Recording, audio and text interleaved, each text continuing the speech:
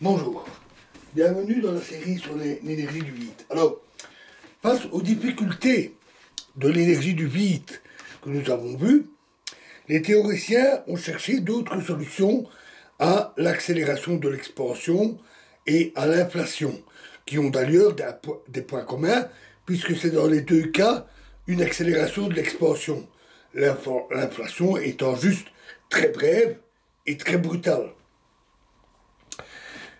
La première idée est de simplement accepter la constante cosmologique comme simple constante fondamentale de la nature, au même titre que la constante de gravitation, la constante de Planck ou la vitesse de la lumière dans le vide. Ce n'est pas entièrement satisfaisant. D'abord parce que les constantes gravitation, Planck, vitesse de la lumière peuvent se justifier par des raisons dimensionnelles, mais ce n'est pas le cas de la constante cosmologique. On n'a pas de justification d'avoir une telle constante. Et on aimerait comprendre la raison de sa valeur. Mais il y a aussi un autre souci. On peut mesurer l'évolution de l'accélération au cours du temps de l'univers en étudiant les supernovas. Alors, les résultats ont certainement encore besoin d'être beaucoup affinés. Mais on obtient tout de même un résultat indéniable. L'accélération a évolué comme suit. Donc, si on note la valeur de l'accélération, le temps, ici c'est aujourd'hui, T0, et là, le début de l'univers. Et on constate que, hors inflation, l'accélération de l'expansion a suivi une courbe à peu près comme ça. Ou c'est plus bref, c'est plus court. Voilà. Elle était à peu près nulle au début de l'univers, pendant à peu près un tiers de son existence, puis elle a grimpé pour se stabiliser à la valeur actuelle. Alors, on ne connaît pas la raison de ça, mais cela implique une variation de la constante cosmologique au cours du temps. Évidemment, une constante, ça ne varie pas, sauf si c'est une simple variable qui dépend d'une raison physique, d'une cause physique. Alors, face à des phénomènes qui sont observés, les théoriciens ont souvent tendance à essayer de les expliquer en ajoutant de nouveaux champs, comme le champ électromagnétique et autres dont nous avons parlé. Donc on ajoute de nouveaux champs. Alors, c'est ce qu'ils ont fait en physique des particules pendant plus d'un demi-siècle, avec beaucoup de succès. Le dernier en date étant le champ de Higgs, dont on va reparler, dont l'existence de la particule de Higgs a été confirmée il n'y a pas si longtemps.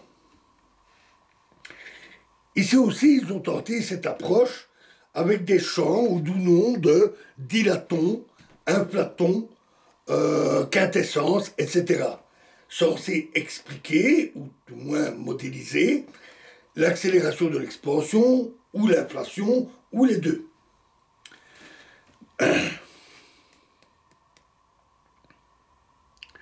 Dans tous les cas, on ajoute un champ, on va le noter phi, on ajoute ce champ à l'hamiltonien qui décrit la physique, avec un couplage qui ressemble à quelque chose comme alpha fois le champ phi fois g.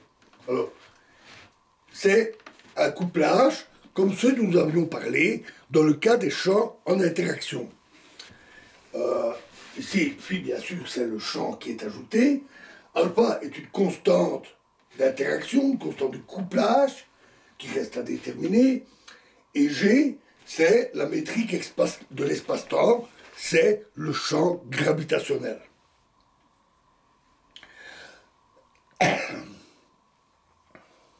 Le champ qui est ajouté est donc couplé au champ gravitationnel. Et selon les valeurs des paramètres comme alpha, il peut alors provoquer une accélération de l'expansion ou une inflation. Bien entendu, c'est une simple hypothèse. Mais par rapport aux difficultés de l'énergie du vide, on a ici très peu de paramètres, comme alpha, avec des valeurs vraisemblables. On ne doit pas, ce pas des valeurs astronomiques, et on ne doit pas non plus les fixer avec 100 chiffres après la virgule. La précision hallucinante qu'il fallait pour résoudre le problème dans l'énergie du vide. Ici, c'est des paramètres normaux, on va dire. De plus, c'est tout à fait plausible et a priori vérifiable. Comme toute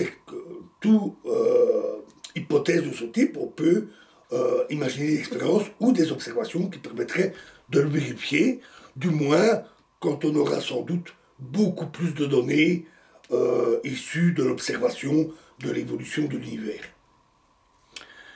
Alors, une autre idée pour l'inflation est liée à la brisure de symétrie. Alors, qu'est-ce que c'est? Alors, la théorie et l'expérience a confirmé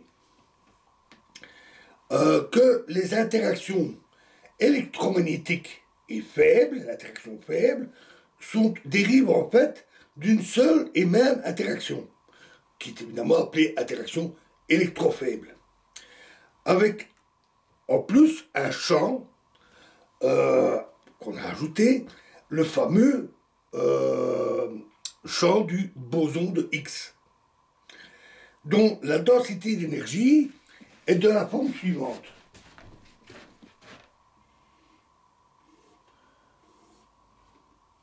Donc ici Φ1, Φ2, la densité d'énergie des états du champ de X, et il a une forme comme ceci. Alors je ne suis pas très doué pour le dessin, vous m'excuserez.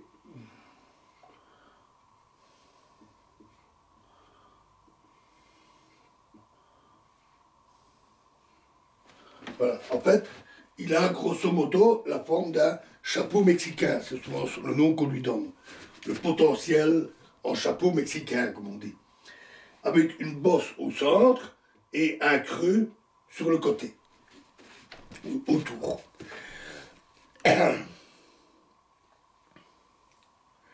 Et alors, les Φ1 et Φ2 caractérisent les états du champ. Alors, contrairement à la situation habituelle, pour la plupart des champs, ici, l'état du vide, qui correspond à Φ1 et Φ2 égale à 0, donc l'état ici, n'est pas l'état d'énergie minimale. Normalement, c'est toujours le cas dans le cas du vide quantique. Et donc, il a tendance à évoluer spontanément vers un état d'énergie plus faible, dans le creux.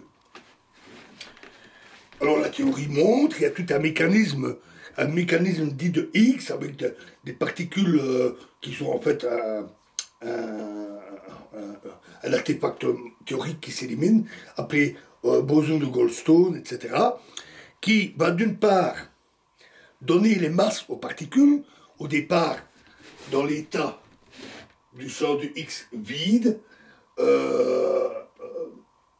d'énergie maximale. Les particules, comme les électrons et tous les autres, n'ont pas de masse.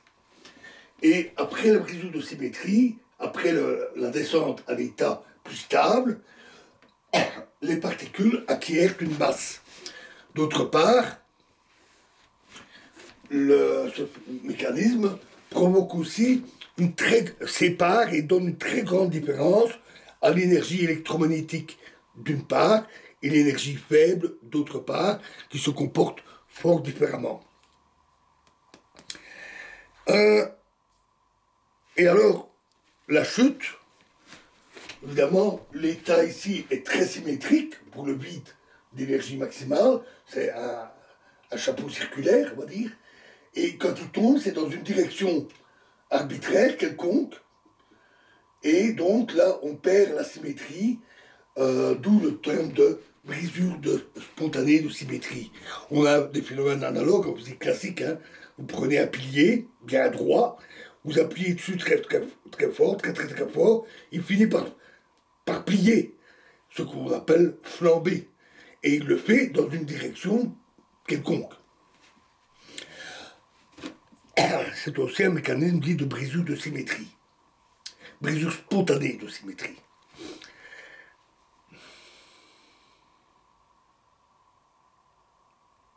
Alors, ce potentiel de l'énergie du X, cette courbe ou ce chapeau mexicain, dépend de la densité d'énergie de l'environnement, due aux autres particules. Et à très haute densité d'énergie, ce champ prend une forme plus traditionnelle, en forme de bol, avec pour le vide, cette fois-ci, bien un état d'énergie minimale. D'où l'idée suivante. Au tout début de l'univers, la toute première fraction infime de seconde, le champ était dans cet état. Énergie du vide, situation symétrique, les particules étaient sans masse. Avec l'expansion, l'univers a vu sa densité de matière diminuer, sa densité d'énergie, et sa température diminuer. Et le potentiel du X est passé progressivement de ça à ça. Et c'est le bas ici est remonté jusqu'à former cette forme. Et à ce moment-là, la brisure de symétrie se déclenche. Or, cette brisure de symétrie va libérer une quantité phénoménale d'énergie. C'est vraiment une quantité colossale. Et comme l'énergie, en plus, est liée à la gravitation, c'est même la source de la gravitation, c'est le tenseur d'énergie et impulsion de l'équation d'Einstein, cela peut alors donner une expansion particulièrement violente au moment où ça se produit. Ce qu'on appelle alors l'inflation. Alors on a aussi évoqué d'autres brisures de symétrie pouvant provoquer ce mécanisme, pour spéculer, parce que non confirmé par la théorie de l'expérience jusqu'ici, comme avec l'interaction forte, outre l'interaction faible et électromagnétique. Alors, tout ça reste aussi des hypothèses tout à fait plausibles, c'est extrêmement plausible, avec seulement quelques paramètres libres à fixer. Et là aussi, il faudra bien sûr le vérifier. Donc voilà à peu près l'état de l'art sur ces phénomènes. Alors, maintenant, nous en savons assez. Nous avons vu suffisamment de choses pour bien comprendre certaines choses. Et donc, nous allons pouvoir essayer d'interpréter plusieurs choses, comme le vide quantique. Et donc ça, nous le verrons dans la prochaine vidéo. Je vous remercie.